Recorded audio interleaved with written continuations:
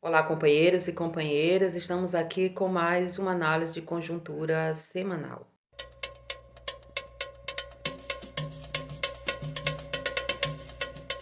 Sou Neném do setor de produção do MST. Nesta semana nós vamos tratar de 3 pontos. O primeiro que nós vamos tratar é sobre o Plano Safra. O Plano Safra foi lançado semana passada, o Plano Safra 2020-2021, porque ele vai até junho de 2021. Ele trouxe um volume alto de recursos, 236 bilhões de reais. Desse 236 bilhões, 170 bilhões é para o agronegócio, principalmente para soja e milho, porque do montante desse recurso, segundo a analista, cerca de 88% desse recurso vai para soja e milho. E principalmente fortalecendo o processo de exportação, atendendo os mercados principalmente da China e dos Estados Unidos, mas com facilidade principalmente do aumento das exportações para atender a grande demanda dos países que foram também afetados pela pandemia do coronavírus. Portanto, aí tem as grandes políticas de exportação. Além desse, tem 33 bilhões de reais para os médios produtores rurais, ou seja, são aqueles produtores que não são os grandes empresas do agronegócio, mas eles estão também vinculados ao agronegócio. Eles estão com uma forma de estar integrado também com as empresas, ou seja, eles produzem também na vinculação com o agronegócio. E 33 bilhões eles estão chamando que é para a agricultura familiar. Mas vamos olhar principalmente no que diz sobre isso. Os 33 bilhões, eles está voltado em grande parte dele para apoiar o seguro agrícola. O seguro agrícola, ele apoia quem? Os bancos e as seguradoras, ou seja, o capital financeiro. Os agricultores familiares, ao acreditar, eu tenho 33 bilhões de reais, mas se não olhar para que é isso, é para atender principalmente o seguro agrícola, que é não só para atender a você que tem o prejuízo, caso tenha um problema com a sua safra, mas principalmente as instituições financeiras que serão cobridas com esse seguro agrícola. Além disso, para nós da reforma agrária, desde 2014, a gente tem pouco acessado os montantes dos recursos do Plano Safra. Alguns que estão mais estruturados têm conseguido se sustentar com isso. Mas a grande maioria, desde 2014, com o problema das DAP, com o problema de endividamento, agricultura familiar, tem tido pouco acesso sobre isso.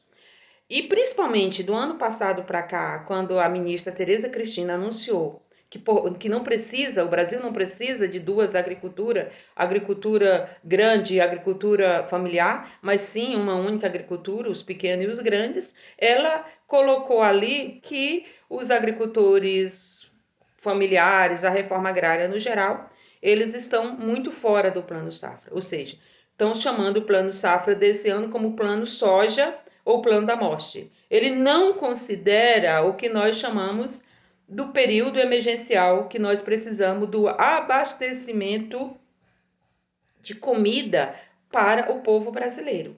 Mas ele está abastecendo o mercado internacional, principalmente com os dois produtos de exportação que a gente já falou, que é soja e milho.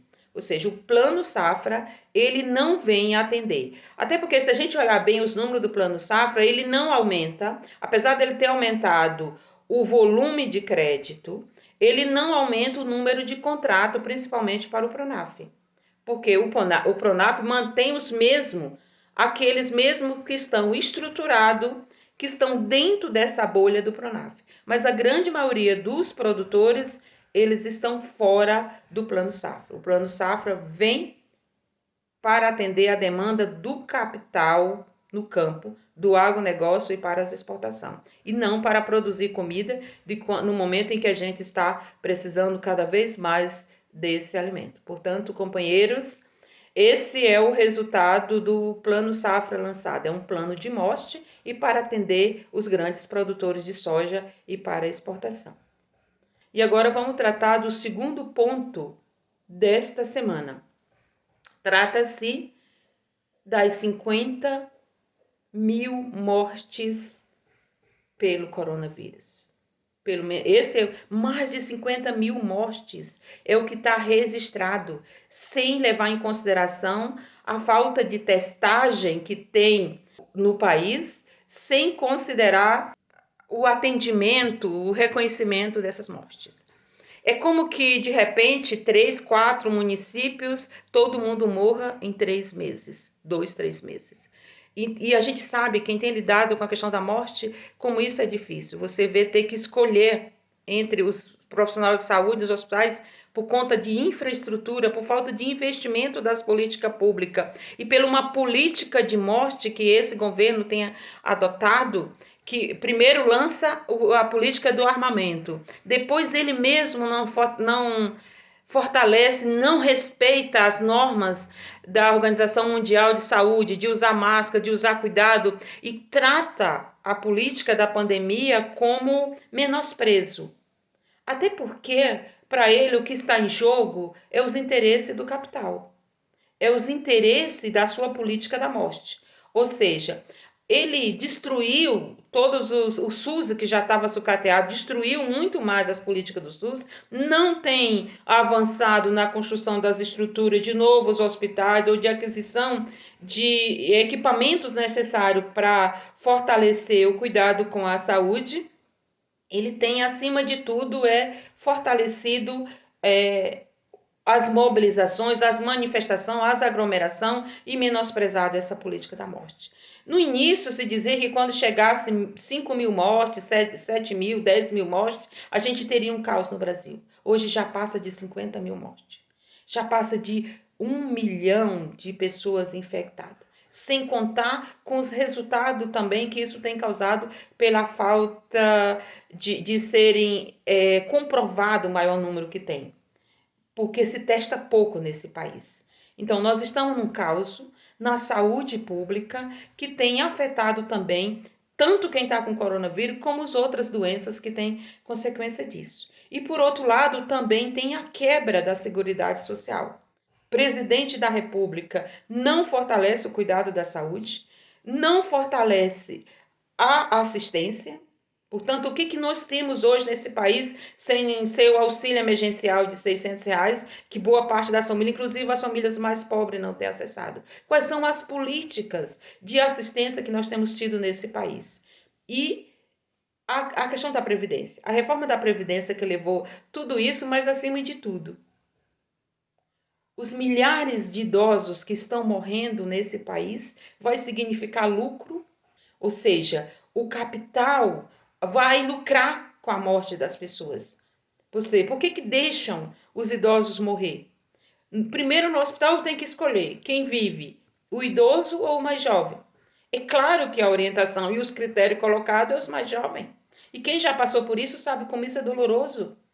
Ver, escolher entre o seu pai, o seu avô, o seu tio, que é uma pessoa mais idosa, entre o filho ou o sobrinho que está ali, que é mais jovem nesse processo. Portanto, nós estamos numa política muito séria. E, por outro lado, há uma flexibilização da quarentena, uma abertura do comércio, uma abertura da produção desse país para atender a pressão do capital, para atender a pressão dos comerciantes, volta a classe trabalhadora para trabalhar, sem melhoria no transporte público, sem resolver o problema dos hospitais, das estruturas e com um alto número de mortes de infectados ainda. Ou seja, há uma irresponsabilidade nesse país com a vida da sua população. E joga hoje a classe trabalhadora para voltar ao mercado do trabalho sem ter resolvido as condições anteriores, sem ter diminuído o número de mortes de infectados. Portanto, companheiros e companheiras, o que resta a nós, nas nossas comunidades, assentamentos, é cuidarmos. Não podemos nos levar por essa política da normalidade da morte, da normalidade do coronavírus. Não está normal. O povo está morrendo. A população está adoecida, sem colocar que as consequências de quem vai infectado, isso fica também para o resto da vida. Companheiros, então vamos ter cuidado com esse processo, então, das nossas comunidades, dos nossos assentamentos, seguir com a política de solidariedade, com a política de articulação e de fortalecimento da nossa reforma agrária popular.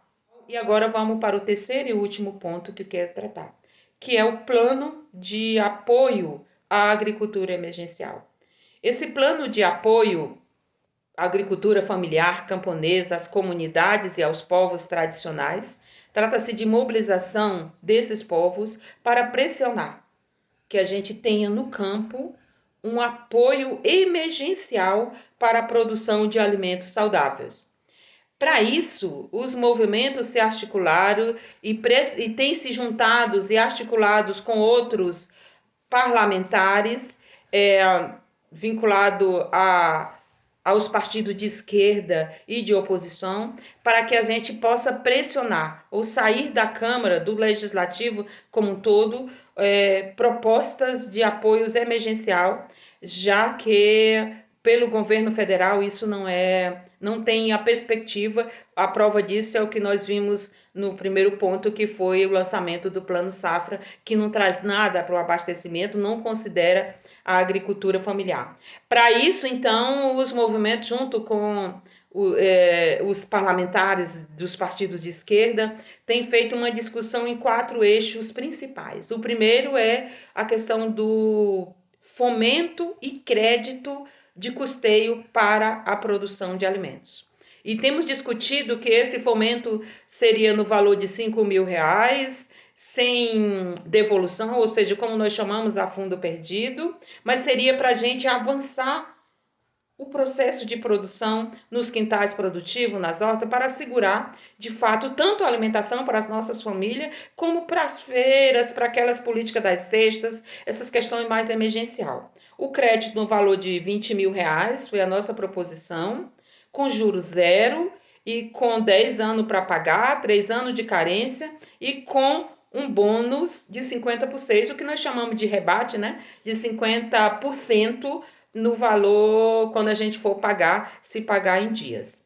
E o segundo eixo é a renegociação das dívidas. Nós sabemos que temos submetido tanto há muito tempo que a gente vem tendo problema de acesso a crédito e se acumulado algumas dívidas nesse processo, então nós estamos pressionando para o processo da renegociação das dívidas.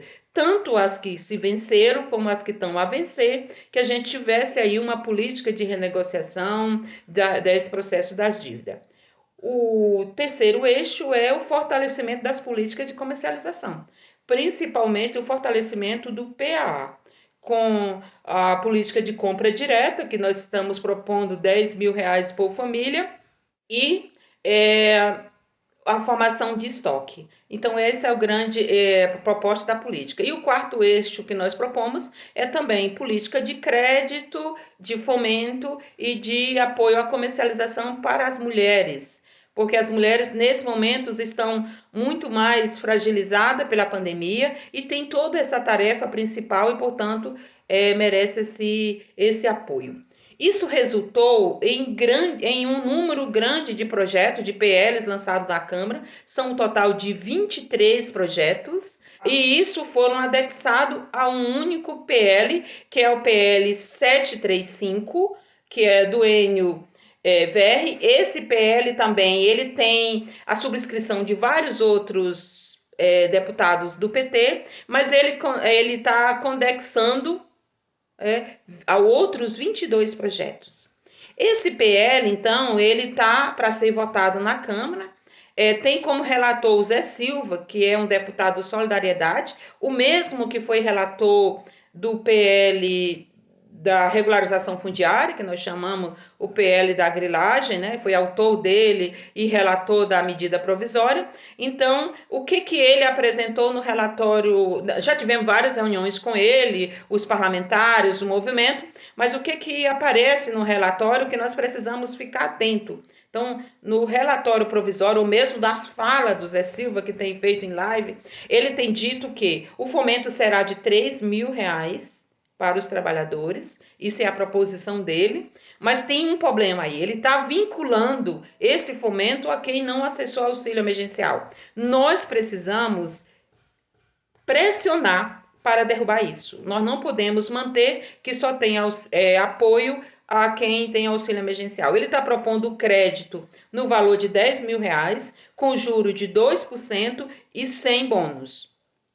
Nós também temos que pressionar que mesmo que se ficar os 10 mil, mas a gente tem que ter o bônus, tem que ter o juro zero e garantir o que ele está propondo lá de 10 anos para pagar com 5 anos de carência. Isso achamos importante. No ponto de vista da comercialização do PAA, ele está propondo R$ 4.000, mantém as políticas de formação de estoque, mas nós precisamos assegurar que garanta recurso, até que o Plano Safra traz 800 milhões para o PAA, mas desses 800 milhões já tem 600 milhões em carteira, então nós precisamos que seja assegurado e garantia. O PL tem que trazer presente, assegurar novos recursos para fortalecer o PAA. E temos que aumentar o valor. R$ 4.000 por família é muito pouco, nós pedimos 10 mil e a gente quer pressionar para que o valor seja aumentado.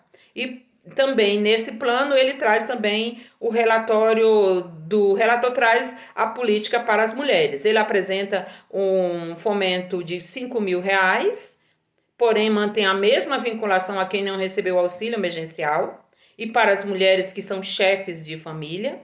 O crédito de 10 mil, que é o mesmo valor oficial do geral, mas com juro menor de 1%. E no caso das mulheres, ele traz de um rebate ou um bônus de adimplência de 20% e garante R$ 5.000 para as mulheres por projetos apresentados por mulheres no PAA.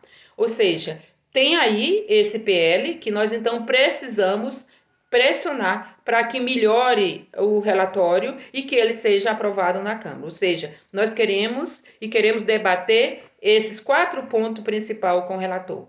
Aumentar o fomento para valor de R$ 5.000 por geral e mantendo o aumento para as mulheres, mas que ele seja desvinculado do auxílio emergencial e também desvinculado da assistência técnica estatal, que ele seja vinculado às outras assistências técnicas públicas ou quem esteja cadastrados aí de apoio aos pequenos projetos, simplificado com um técnico que assim, sem precisar estar diretamente vinculado só às EMATER, mas também a toda a assistência técnica pública e as assistências técnicas comunitárias, como tem sido garantido. E que o valor do crédito tenha rebate e sem juro. E que aumente o valor por família para o PAA. Portanto, companheiros, essa é a nossa pressão desta semana de aumentar os valores, de garantir de fato que a gente tem apoio para a agricultura familiar e camponesa, porque o Plano Safra não nos cobre, não traz atendimento. E nós estamos num período de falta de abastecimento para o ano que vem, principalmente com o aumento do preço da comida, e nós precisamos ter crédito, ter apoio para que a agricultura familiar possa abastecer de fato as comunidades, as feiras, o PAA e a gente possa ter de fato comida na mesa. É preciso apoio para a agricultura familiar, para o Brasil, para o país não passar fome. É isso, companheiros.